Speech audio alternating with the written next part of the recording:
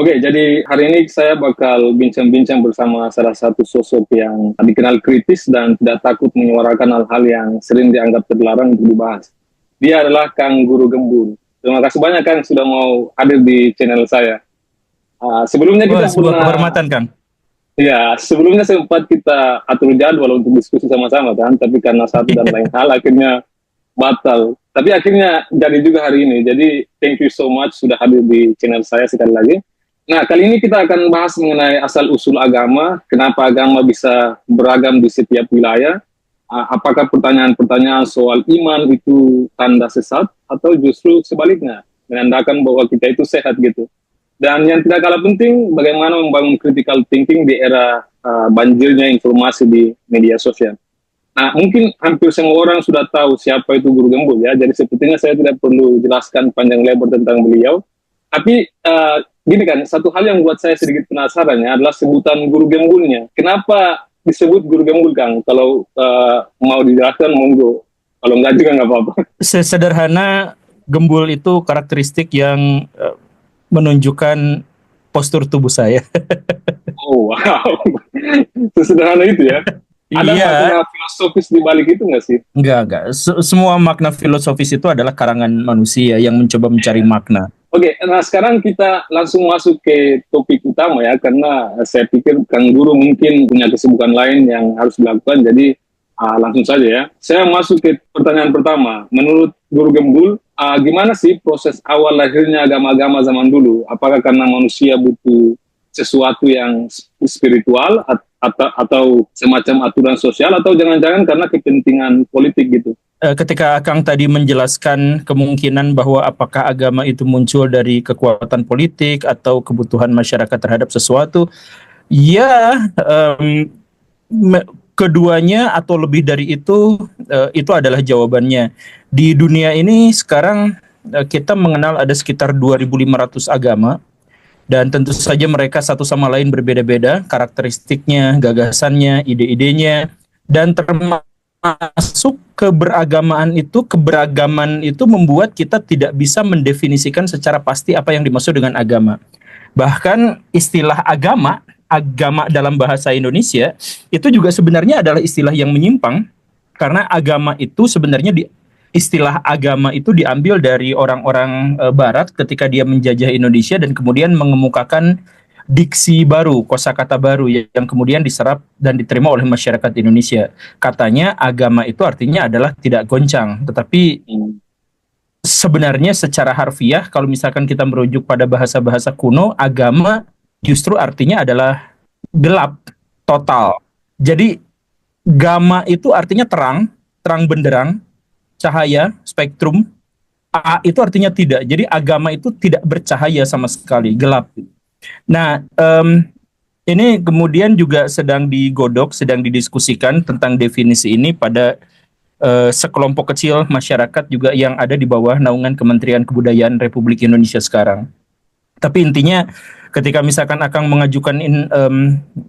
mengajukan opsi apakah agama itu muncul karena politik, karena kebutuhan, karena dorongan rasa takut misalkan, atau karena harapan, atau banyak sekali teori-teori tentang itu, maka kita berbicara dalam konteks yang jauh lebih luas terkait dengan agama.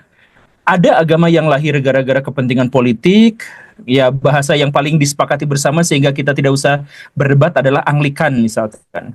Hmm. Anglikan itu sepenuhnya adalah muncul gara-gara kepentingan politik. Kemudian ada juga agama yang sepenuhnya didasarkan pada kepentingan politik. Apa yang di Cina tuh? Saya lupa nama agamanya. Ya itulah semacam itu. Kemudian ada Shinto juga dan lain sebagainya, itu sepenuhnya adalah urusan-urusan politik. Tetapi ada juga yang karena rasa takut, Hmm. seperti seperti agama di Persia kuno gitu ya. Zoroaster itu yakin didasarkan pada rasa takut karena mereka kemudian mendikotomikan antara gelap dan terang. Jadi rasa takut mereka terhadap kegelapan, kejahatan, kengerian itu harus berbalas dengan terang, sukacita, bahagia yang ditawarkan oleh Ahura Mazda gitu, dan lain sebagainya. Jadi tidak sesimpel agama itu lahir dari mana, karena kita harus mendetailkan per agama itu lahirnya dari mana. Gitulah kurang lebih, Kang. Mohon maaf jawabannya terlalu panjang. Oke, nggak masalah Bang. Kalau kita lihat sejarah ya, agama itu kan bisa beda-beda ya, tergantung letak geografisnya. Betul, Nah, menurut betul. Guru Gembul, kenapa sih bisa muncul beragam agama di berbagai wilayah gitu? Kalau misalnya saya lahir di, misalnya katakanlah India, saya mungkin beragama Hindu kan. Tapi kalau saya lahir misalnya di Indonesia atau Arab, kemungkinan besar saya beragama Islam gitu. Nah, kenapa sih di setiap wilayah itu agamanya beda-beda kan? Iya, karena setiap setiap agama dalam konteks yang akan pertanyakan itu adalah bagian dari kebudayaan. Jadi kalau misalkan kita menyimak ada 7 unsur kebudayaan yang populer di antara para antropolog, maka salah satunya itu adalah sistem religi, termasuk di dalamnya adalah agama. Dan karena itu dianggap sebagai bagian dari kebudayaan, maka kita mendefinisikan bahwa kebudayaan itu adalah hasil cipta karya karsa manusia yang mencoba untuk menyesuaikan diri dengan tantangan alam dan tantangan sosial. Dan karena itulah maka agama menjadi beraneka ragam sesuai dengan faktor geografis, ketersediaan sumber daya alam, hubungan dengan bangsa yang lain, dan hal-hal yang berhubungan dengan hal-hal material, bukan hal-hal yang spiritual. Kalau misalkan kita berbicara tentang agama Yahudi misalkan, kita melihat betapa pekatnya hubungan antara agama ini dengan realitas kenyataan sejarah dari agama itu, bagaimana dia berinteraksi dengan orang Babilonia, kemudian dibebaskan dengan orang Persia, kemudian dia pecah belah lagi ketika ada orang Romawi dan lain sebagainya. Nah, ini tahapan-tahapan ini kemudian menciptakan sistem spiritual mereka yang sangat berbeda. Katakanlah awalnya itu mereka mengakui bahwa Tuhan itu lebih dari satu, kemudian ketika nasionalisme mereka menjadi semakin kuat, maka mereka hanya mengakui Tuhan mereka adalah Tuhan orang Yahudi, Tuhan yang lain sesat semua. Kemudian ketika nasionalisme mereka itu dibenturkan dengan kenyataan-kenyataan bahwa mereka dikalahkan, maka muncullah sosok Mesias yang mereka percayai di akhir zaman akan muncul begini dan begitu dan lain sebagainya. Jadi maksud saya adalah kalau misalkan ajaran agama Yahudi sangat pekat kaitannya dengan pengalaman kebangsaan mereka, maka kita juga bisa mengukur dengan kriteria yang sama terhadap agama-agama yang lain. Kita misalkan melihat bagaimana agama Islam, agama Kristen, agama Konghucu, termasuk juga agama-agama lokal di Nusantara. Agama-agama lokal di Nusantara itu sama sekali tidak definitif. Kita kita tidak bisa menyebut agama lokal Nusantara yang memiliki catatan tertulis dan dibukukan secara sistematis. Kita belum menemukan ada ajaran agama semacam itu di Nusantara. Makanya pemerintah terpaksa menyebut bahwa mereka itu disebutnya hanya sekedar sistem kepercayaan. Ini sebenarnya adalah kosakata yang diskriminatif, tetapi terpaksa kita gunakan karena agama-agama yang dari luar, dalam tanda kutip di luar geografis Nusantara, itu sangat-sangat sistematis dan dengan catatan yang cukup memadai dan memiliki semacam agen-agen yang menjadi alat penyebar dari agama itu. Sedangkan agama-agama lokal di Nusantara itu tidak memilikinya. Nah, kenapa agama-agama lokal tidak memiliki sistem itu? Karena tidak membutuhkannya. Jadi misalkan kalau agama itu dipahami sebagai bagian dari keinginan untuk mempertahankan diri atau ekspresi manusia untuk mempertahankan diri, maka masyarakat Nusantara bisa mempertahankan diri dengan cara yang lebih mudah dibandingkan dengan bangsa-bangsa di Asia Daratan misalkan, sehingga mereka tidak membutuhkan alat keberagamaan mereka yang harus diwariskan secara tertulis, karena mereka tidak berkebutuhan untuk menyelesaikan masalah-masalah itu. Jadi maksudnya kalau kebutuhan pengen makan buah pisang sudah ada, pengen nangkap ikan di sungai demikian mudahnya. Hidup di Nusantara itu relatif lebih mudah, dan karena itu maka alat pemuas kebutuhannya juga lebih sederhana. Dan karena alat pemuas kebutuhannya lebih sederhana, maka urusan-urusan material yang kelak akan berhubungan dengan agama juga menjadi lebih sederhana. Dan akhirnya bisa kita sebutkan ada begitu banyak agama di Indonesia yang punah.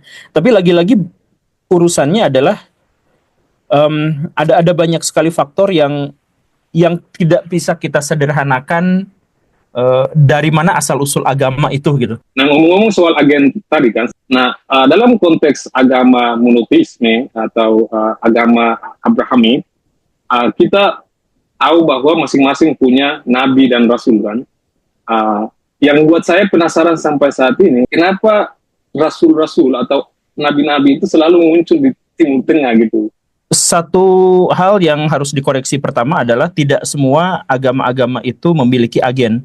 Jadi agama-agama yang memiliki agen pada umumnya itu adalah agama-agama yang agama yang memonopoli kebenaran, bahwa hanya kami yang benar, nah mereka lah yang punya agen. Kalau misalkan yang lain itu tidak. Nah, kenapa seperti itu? Karena agama itu cinta kasih dimulainya. Jadi mereka berpikir kalau saya pasti masuk surga karena saya beragama A, sedangkan yang lain beragama B, itu salah, pasti masuk neraka. Maka gimana caranya agar saya bisa menyelamatkan dia agar masuk surga sama seperti saya? Maka dia harus beragama seperti saya dan saya harus mengajarkan kebenaran seperti saya. Nah, itu awal mula dari kemunculan agen-agen, dan agen-agen yang dimaksud itu tidak hanya terkait dengan agama-agama Abrahamik. Agama Buddha di awal perkembangan mereka itu sangat mision, sangat agresif untuk menyebarkan ajaran agamanya. Makanya dulu ada yang namanya Dharma Duta, walaupun sekarang nampaknya relatif lebih defensif gitu yang agama Buddha itu. Tapi kalau misalkan pertanyaannya adalah dalam agama-agama Abrahamik, kenapa hanya harus muncul di Timur Tengah agen-agen atau agama-agama itu? Kalau agama yang dimaksud Akang itu adalah Yahudi atau Judaism, ya karena agama mereka itu sangat terkait dengan politik mereka, dan politik mereka itu terkait dengan ras mereka, dan ras mereka itu sangat terkait dengan lokasi geografis mereka. Makanya di perjanjian lama yang mereka pegang, ayat pertama yang turun itu adalah tanah itu akan menjadi tanah kamu dan keturunan kamu. Itu adalah ayat pertama yang muncul, yang dalam tanda kutip difirmankan Tuhan kepada Abraham atau Abram atau Ibrahim.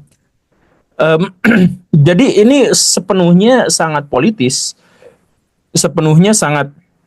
Jadi saya mohon maaf ya kalau misalkan dalam Kristen dimulai dari pada mulanya, dalam dalam Islam disebut Iqra bismi rabbikal ladzi, sedangkan dalam ajaran agama Yahudi tanah itu akan menjadi milik kamu dan keturunan kamu. Nah, ini contoh yang sangat eksplisit bahwa agama-agama tertentu memang sangat berhubungan dengan ini. Jadi kalau misalkan nanti kenapa kok turunnya di Timur Tengah ajaran-ajaran agama Yahudi itu, agen-agennya, ya karena itu adalah tanah yang dijanjikan dan atau tanah yang berhubungan dengan tanah yang dijanjikan. Kalau misalkan kita mau mengukur dalam kacamata yang lebih skeptis dan kritis, misalkan tanah yang dijanjikan itu adalah tanah paling subur di Timur Tengah, 10 kali lipat lebih subur daripada tanah Kanaan misalkan. Kalau misalkan kita mau ini ya, jadi tiba-tiba ada seorang yang mengaku mendapatkan wahyu ilahi. Ya, saya tercerahkan bahwa itu adalah tanah yang dijanjikan untuk saya, sehingga dia memiliki alat legitimasi untuk mengusir orang-orang dari sana agar dia bisa menempati tanah itu, karena itu adalah tanah yang paling subur dan paling strategis di wilayah itu. Jadi mau bertani dia kaya raya, mau berdagang dia juga kaya raya. Tapi karena dia tidak memiliki alasan untuk mengambil alih, maka dia mengaku bahwa dirinya mendapatkan wahyu ilahi. Nah, misalkan dalam gagasan yang paling modern kita sekarang, mungkin kita akan berpikir seperti itu gitu. Jadi kalau Yahudi alasannya begitu, kenapa? Ya karena di situ ya. Bagaimana dengan Kristen? Kristen juga karena secara historis dia ngambil dari Yahudi, ya kurang lebih jawabannya juga sama gitu. Jadi Kristen itu berbeda dengan Yahudi hanya pada doktrin-doktrin ilahiyah ketuhanan mereka, transendensi mereka. Tetapi hal historis kemudian basic bagi kepercayaan mereka dan sistem kebudayaan mereka itu relatif sama. Jadi ya pasti berhubungannya juga dengan di situ. Bagaimana dengan Islam? Dalam Islam sebenarnya ada banyak kesamaan juga, karena Islam juga adalah penerus atau bagian dari kekristenan. Kemudian kekristenan juga bagian dari keyahudian begitu. Jadi itu adalah estafet. Jadi sebenarnya juga kalau alasannya Islam nabi-nabi di Timur Tengah ya karena alasan yang sama. Makanya nabi-nabi dalam Islam juga sebenarnya adalah nabi yang juga disebut dalam ajaran Yahudi dan dalam ajaran Kristen, Islam, yang universal tapi relatif tertutup justru karena etnosentrisme orang-orang Arab. Jadi seluruh suku, ini dalam doktrin Islam ya, seluruh suku di dunia yang pernah ada di muka bumi itu pasti ada nabinya, ada agennya. Iya. Jadi orang Jawa tuh ada nabinya, orang Batak tuh ada nabinya, dan lain sebagainya. Dan itu dijamin sama Allah, di dalam Quran ada, di dalam hadis juga ada. Nah, tetapi gara-gara perkembangan Islam juga dikaitkan dan dihubungkan dengan urusan-urusan sosial dan antropologis dan politik orang-orang Arab, maka hadis-hadis dan dalil-dalil semacam ini tuh relatif diabaikan atau dilupakan, sehingga orang-orang cenderung untuk memahami bahwa tradisi Islam itu harus disesuaikan dengan tradisi Arab. Sehingga kita bahkan tidak bisa membedakan mana Arab dan mana Islam. Contoh sederhananya adalah, Akang tuh namanya Islami sekali kan? Abdul Muin. Abdul Ya. Muin. Nah, Abdul Muin itu sebenarnya itu bisa dipahami sebagai nama Islam atau nama Arab. Belum tentu Iya. itu nama Islami. Iya. Jadi Iya. ketika misalkan kita ke toko buku atau cari di internet nama-nama Islami, itu bukan nama Islam yang keluar, tapi nama Arab semuanya. Sedangkan kalau dalam nama Budi gitu, itu kan sebenarnya nama yang sangat Islami, karena nama Islami itu artinya adalah nama yang baik, yang mengandung doa yang baik. Itu nama Islami. Jadi ketika namanya Budi, namanya Asep, namanya Ujang, namanya Bambang, itu Islami, tapi bukan Arab. Sedangkan yang dijual di buku, di toko-toko buku, nama-nama Islami itu semuanya adalah nama Arab, walaupun tidak Islami. Ada misalkan namanya Umay, karena Umayyah gitu, itu nama Islami. Itu nama Arab, tapi tidak ada kaitannya dengan Islami karena tidak menunjukkan doa tertentu yang baik gitu. Nah, misalkan seperti itu. Nah, dalam Islam mengalami degradasi besar-besaran karena ada distorsi, karena di tengah jalan masyarakat Muslim tidak bisa membedakan mana Islam dan mana Arab. Sehingga ya akhirnya rontok lagi, rusak lagi ajaran agama yang katanya murni, katanya paling bersih dan lain sebagainya. Pada akhirnya sejak awal harus konfrontasi untuk memisah mana yang sesungguhnya bagian dari tradisi Arab yang profan dengan mana yang sebenarnya adalah inti ajaran Islam yang sakral. Akhirnya kita mensakralkan yang profan dan memprofankan yang sakral gitu. Ya, begitu. Jadi akhirnya baik Islam, Kristen, Yahudi pun memiliki kesamaan. Pada akhirnya misalkan Yahudi, Yahudi itu memang cenderung etnosentrisme. Ketika Kristen tuh sudah mencoba untuk menjadi universal, tetapi balik lagi pada etnosentrisme gara-gara kepentingan itu. Islam menjadi universal, tapi balik lagi menjadi lebih etnosentrisme dan bahkan cenderung primordialism gitu. Ya juga gara-gara alasan yang sama gitu. Jadi kenapa orang-orang dalam agama Islam atau agama Abrahamik itu nabinya di situ-situ aja? Ya, kalau misalkan saya menyebut ada nabi orang Jawa, ya saya dianggap sesat. Padahal itu adalah ajaran Islam yang saya pikir yang lebih otentik gitu. Jadi balik lagi pada etnosentrisme dan kepentingan politik dari orang yang ingin menyebarkannya.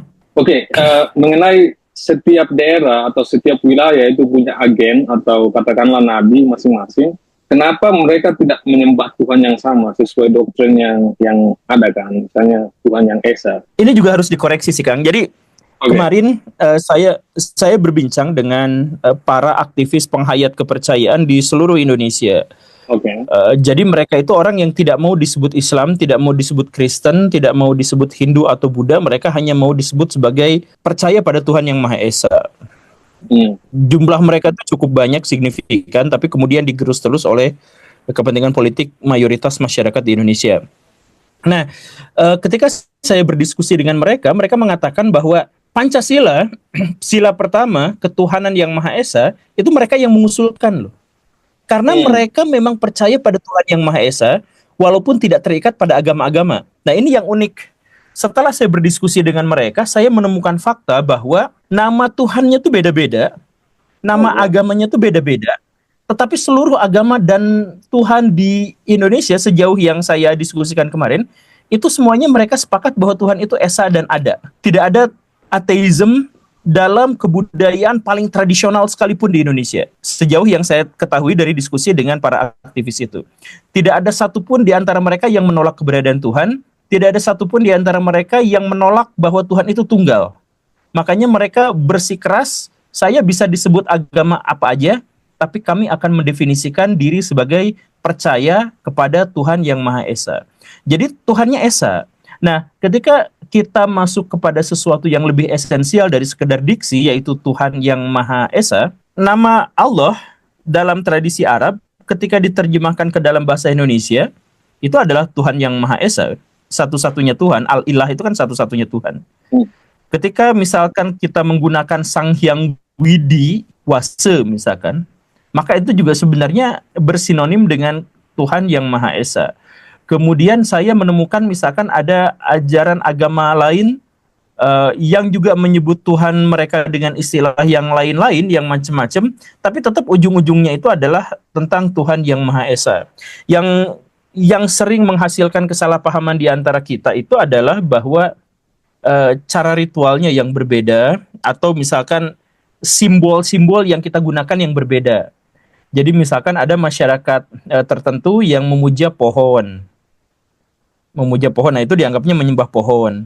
Setelah saya konfirmasi langsung dengan penghayatnya, kami tidak memuja pohon.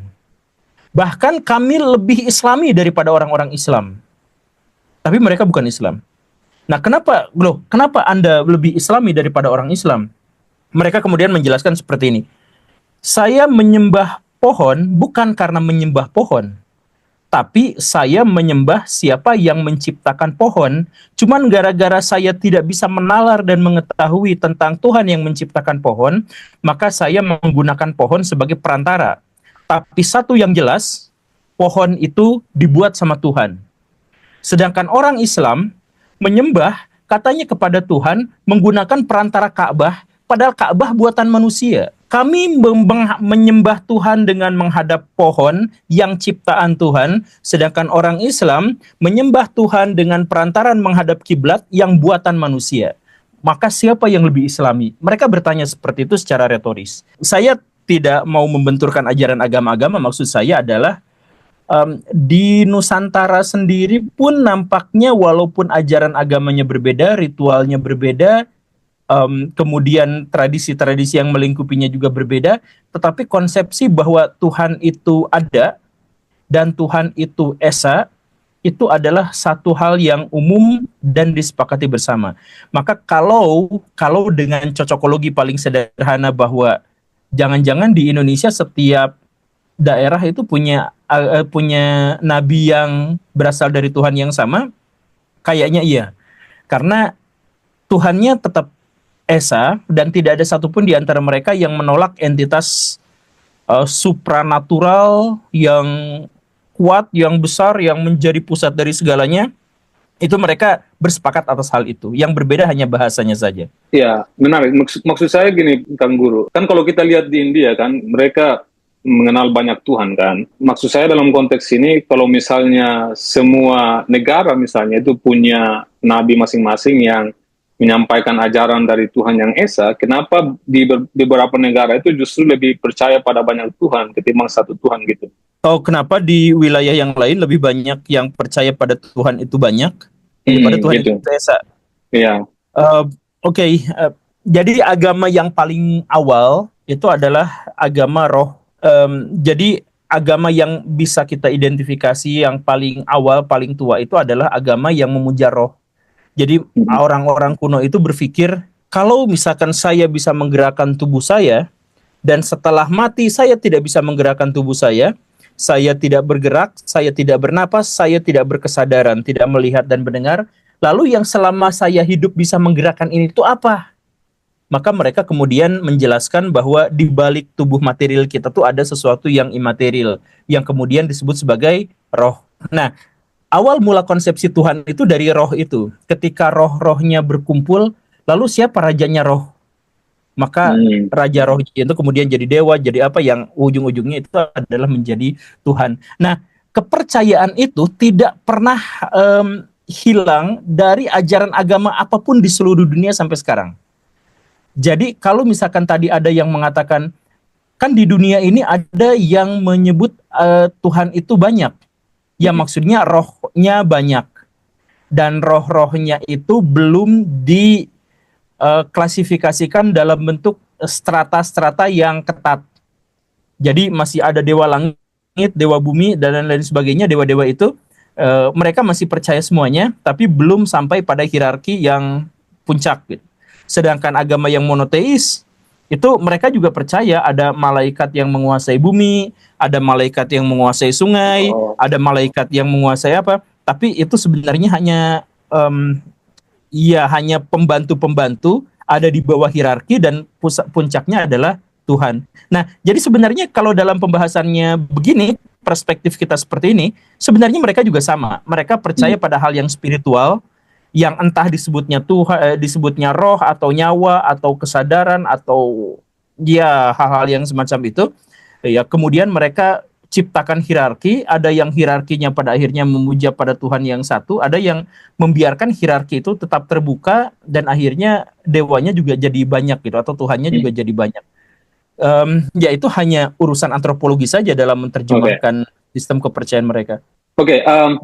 Saya nonton video Guru Gembul di episode 810 ya, di mana akan menjelaskan bagaimana pengalaman manusia terhadap hal-hal yang sakral itu semacam dipengaruhi oleh kondisi geografis dan simbol-simbol lokal gitu. Misalnya di Yunani, di video itu Anda menjelaskan bahwa dewa petir itu dianggap paling kuat karena petir itu kan sifatnya destruktif kan. Sementara di Nusantara Anda juga menyebutkan bahwa petinggi atau dewa yang memiliki kekuasaan tertinggi itu adalah dewa laut gitu. Ya, siapa apalagi sebutannya itu? Tagaroa ya, sorry. Kemudian kalau di Jepang itu dianggap dewa matahari gitu. Nah, kalau simbol dan wujud ketuhanan itu bisa misalnya beda-beda tergantung konteks budaya dan geografis, apakah ini artinya bahwa kebenaran agama itu juga sebenarnya kontekstual, bukan absolut gitu?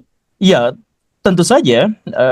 Ini dalam pemikiran saya bahwa kebenaran itu ada. Tetapi karena kebenaran itu meniscayakan kesempurnaan dan manusia selamanya tidak mungkin sempurna, maka tidak akan ada satupun manusia yang bisa memahami kebenaran secara absolut. Dan karena itu maka kita harus mengakui secara terbuka dan rendah hati bahwa manusia bagaimanapun tidak akan berhasil untuk secara paripurna menjelaskan tentang apapun, baik itu Tuhan, agama, bahkan materi-materi. Bahkan saya pikir orang-orang sains pun sependapat ketika kita menjelaskan bahwa manusia sampai batasan yang paling mungkin dia lakukan pun tidak akan mencapai kebenaran absolut dan terus-terusan akan berkembang begitu. Nah, jadi ya tentu saja agama itu bagi saya tidak bisa dilihat dalam kacamata yang absolut, bukan karena kita tidak beriman pada agama yang benar, tetapi kesadaran kita sebagai manusia bahwa kita sebagai manusia tidak mungkin menjadi absolut, dan karena itu juga tidak mungkin bisa memahami sesuatu yang absolut, termasuk dalam hal ini adalah kebenaran. Oke, menarik. Nah, masih soal video Kang Guru Gembul ya di episode 810 juga, dan di video itu Anda menjelaskan bahwa raja-raja di masa lalu itu seringkali mengaku sebagai dewa atau keturunan dewa kan, bukan karena alasan spiritual, tapi lebih ke strategi buat melegitimasi kekuasaan mereka gitu. Misalnya Anda menyebutkan bahwa Ken Arok itu dia bikin silsilah keturunan dari keturunan sendiri kan, dari Dewa Brahma gitu, yang katanya itu Dewa Brahma menikahi ibunya, dan itu jadi legitimasi buat dirinya. Nah, pertanyaannya adalah apa ini artinya agama dalam konteks sejarah memang sering dipakai sebagai alat kekuasaan dan bukan karena pencarian spiritualitas yang murni gitu? Ya, tentu saja. Bahkan dalam Islam pun Khalifah-Khalifah Abbasiyah setelah Al-Ma'mun itu nama belakangnya tuh ilah. Bi amrillah, amrullah. Iya, semacam itulah, semuanya itu pakai ilah gitu. Karena mereka tuh khilafah, wakil, maka mereka harus menegaskan bahwa dirinya adalah wakil Tuhan di muka bumi gitu. Jadi ada alat-alat legitimasi yang dibutuhkan agar mereka bisa tetap berkuasa dengan lebih baik. Salah satunya adalah dengan agama. Apakah kemudian spiritualisme ternyata tidak memunculkan agama, tapi agama itu munculnya dari politik. Selama agama itu berubah menjadi konstruksi sosial, maka dia pasti produk politik. Agama itu spiritual ketika dia tidak bisa dijelaskan kepada orang lain. Sejauh agama itu adalah konstruksi sosial dan dia mengikat manusia secara sosial, maka agama itu diciptakan oleh politik dan menjadi bagian dari politik yang tidak terpisahkan. Kenapa seperti itu? Karena ketika menjelaskan agama kepada pihak lain, itu sebenarnya adalah ada keinginan dan hasrat kita untuk menawarkan ide dan gagasan pikiran kita kepada orang lain. Dan bahwa ketika misalkan saya menjelaskan kepada Akang, Kang, Tuhan itu begini dan begitu, itu kan sebenarnya juga adalah hasil benak saya yang material, kemudian disampaikan secara lisan saya yang material, kemudian didengar sama telinga Akang yang material, dan telinga Akang memasukkan ke dalam otak yang secara material, dan otak itu akan memproses sedemikian rupa sehingga menjadi satu gagasan atau pemikiran. Yang betapapun abstraknya mereka, itu didasarkan pada hal-hal yang material. Kita berbicara, kita ngomong sebagai manusia, itu terikat pada ide-ide yang berhubungan dengan realitas gitu. Ini MOS, ini Mike. Jadi saya punya ide tentang MOS dan Mike dan sebagainya setelah saya menemukan ada materinya yang seperti ini gitu. Nah, jadi dia itu adalah agama yang material dan itu adalah agama yang menjadi bagian dari kepentingan politik. Katanya itu kekuatan politik dan kekuatan spiritual itu kan Anda sebutkan di video itu bahwa keduanya itu berjalan beriringan kan. Misalnya Khalifah Abbasiyah yang awalnya cuma disebut Khalifatun Nabi, akhirnya mereka menggunakan gelar Khalifatullah, wakil Tuhan di muka bumi gitu. Bahkan nama belakang mereka katanya itu ada unsur bilahnya gitu. Nah, kalau kita lihat di konteks masyarakat Indonesia saat ini, ya, saya perhatikan dan mungkin Guru Gembul juga sering lihat di media sosial, ada fenomena di mana sebagian tokoh agama ketika ceramah itu justru mereka lebih banyak bercerita tentang karoma leluhurnya, bahwa leluhurnya bisa terbang menembus atap rumah, bisa hatam kitab suci dalam satu tarikan napas, dan berbagai macam karoma lainnya. Nah, menurut Guru Gembul, apakah fenomena penceramah yang membangun otoritas keagamaan lewat kisah-kisah karoma ini bisa dilihat sebagai bentuk legitimasi simbolik yang serupa dengan strategi politik raja-raja masa lalu? Ya, bedanya mungkin ya bukan untuk kekuasaan negara ya, tapi kekuasaan simbolik dalam ruang lingkup agama gitu. Kira-kira pandangan Kang Guru gimana? Saya melihatnya seperti itu, karena golongan yang Akang maksud itu juga adalah golongan yang spesifik di Indonesia. Dari golongan sebagian sufi-sufi yang ada di dalam Ba'alawi atau sebagian dari gus-gus dari masyarakat tradisional Nusantara yang seperti itu. Ya, itu juga adalah alat mereka untuk mendapatkan kenyamanan kehidupan, untuk melegitimasi hak-hak spiritual dan sakral yang mereka punya, dan itu nggak bisa disangkal, saya pikir sih, karena mereka langsung menikmatinya sendiri dan kadang-kadang di antara mereka juga secara terang-terangan menyatakan itu gitu.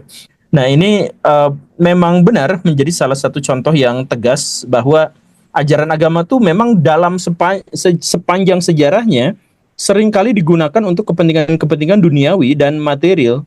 Bahkan orang-orang yang menggunakan kepentingan dunia dan materialnya itu pun tidak sadar bahwa itu adalah kepentingan duniawi. Mereka menganggapnya itu adalah sesuatu yang sakral gitu. Karena salah satu dari ciri karakteristik masyarakat yang terdoktrin itu adalah mereka mengaitkan dan tidak bisa memisah mana identitas pribadi dengan mana keyakinan. Oke. Jadi misalkan saya sebut saja nama karena tadi juga Akang secara eksplisit menyebutkan ciri-ciri dari golongan itu gitu. Jadi ketika Habib Rizik ada di zona jaya-jayanya di zaman ia lagi laku-lakunya, Habib Rizik itu sering mengatakan kami umat Islam. Nah, Islam yang sakral dikaitkan dan mereka tidak bisa memisahkan dengan identitas mereka sebagai kami gitu. Jadi ketika kita mengkritik mereka, maka dianggap sebagai mengkritik umat Islam begitu dan lain sebagainya. Karena apa? Ya karena identitas mereka itu sudah dikaitkan, disatukan, diintegrasikan dengan hal-hal yang sakral.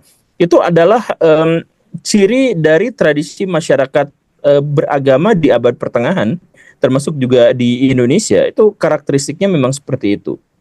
Ketika ada raja yang diserang misalkan, maka raja itu akan berteriak, apakah kamu mau masuk neraka? Kan saya itu adalah dewa atau keturunan dewa.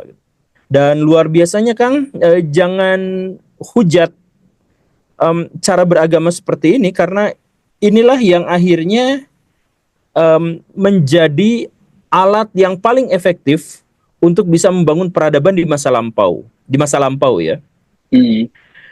Karena masa lampau itu kita tidak memiliki mekanisme hukum yang baik, kita tidak memiliki peranata yang baik, kita tidak memiliki alat-alat pertahanan negara yang sangat baik, dan kita juga tidak tahu bagaimana cara meyakinkan masyarakat untuk berperilaku baik dan disiplin. Maka hal-hal yang berhubungan dengan agama itu biasanya digunakan secara sepihak oleh penguasa untuk mengontrol masyarakatnya. Di Cina, bahkan Cina itu adalah masyarakat yang paling tidak beragama lah dalam tanda kutip ya. Yeah. Bahkan masyarakat Cina pun di abad pertengahan dan di abad awal-awal mereka membangun peradaban, mereka kan punya doktrin Tianming gitu. Bahwa raja itu adalah mendapatkan kekuasaannya sebagai mandat dari langit. Dan karena dia adalah mandat dari langit, maka siapapun yang memberontak padanya berarti memberontak pada langit.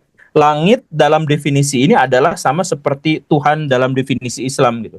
Langit itu kurang lebihnya seperti. Nah, itulah yang akhirnya membuat orang-orang Cina itu bisa bertahan lebih baik pemerintahannya. Karena pemerintahannya lebih bertahan, maka mereka bisa mengakomodasi perkembangan peradaban dan kebudayaan Cina sampai saat ini. Nah, artinya apa? Cina bisa berkembang, bisa maju dan sebagainya itu gara-gara kepercayaan mereka terhadap doktrin Tianming yang sebenarnya adalah agama yang dibuat oleh para penguasa untuk melegitimasi kekuasaannya. Nah, jadi beginilah mekanisme orang-orang di zaman dulu gitu. Jadi apakah memang politik menciptakan agama dalam konteks ini? Iya. Kita juga bisa melihat hal-hal yang sama terjadi di Nusantara. Kerajaan-kerajaan di Nusantara relatif lebih aman, damai, tentram adalah gara-gara legitimasi kekuasaan yang dimaksud itu. Ketika Kediri, misalkan kerajaan Kediri hancur, kenapa kerajaan Kediri hancur? Karena rajanya itu berusaha untuk mengambil tahta spiritual dari kalangan Brahmin, sehingga dia dianggap kualat, makanya siapapun yang memberontak padanya justru dapat pahala. Wow. Nah, jadi Ken Arok pada waktu itu menghabisi Kertajaya, Raja Kadiri yang terakhir, itu adalah karena Raja Kadirinya berdosa dengan mencoba mengambil otoritas para Brahmana untuk dirinya sendiri. Kan begitu. Nah, akhirnya dia diberontaki. Nah, setelah diberontaki, akhirnya apa? Ternyata Ken Arok juga adalah raja yang tidak terlalu baik juga, sehingga dia baru 5 tahun kekuasaannya langsung meninggal gara-gara dibunuh oleh putranya yang kemudian berubah menjadi oposan gitu. Tapi intinya Singosari akhirnya bisa mengembangkan kerajaan dan kemudian dilanjutkan Majapahit dan menjadi simbol dari persatuan bangsa di era kuno. Itu adalah gara-gara alasan-alasan ketika agama itu dibuat mainan politik. Tapi itulah yang akhirnya mekanisme yang membuat sebuah peradaban itu maju di masa lampau. Untuk apa belajar sains? Kan tidak ditanya di akhirat. Betapapun banyak agamawan yang mengatakan bahwa agama sejalan dengan sains, tetapi sebenarnya ada satu celah besar yang membuktikan hal yang sebaliknya. Israel laknatullah alaihi itu adalah bangsa yang menjajah. Coba bayangkan dulu mereka hanya pengungsi datang ke sini, lalu begini. Sepanjang 1 jam mereka berbicara tentang itu. Tapi sepenuhnya hanya ujaran kebencian. Kan menghujat itu adalah bertujuan untuk menyakiti orang lain agar penderitaan kita berkurang. Itu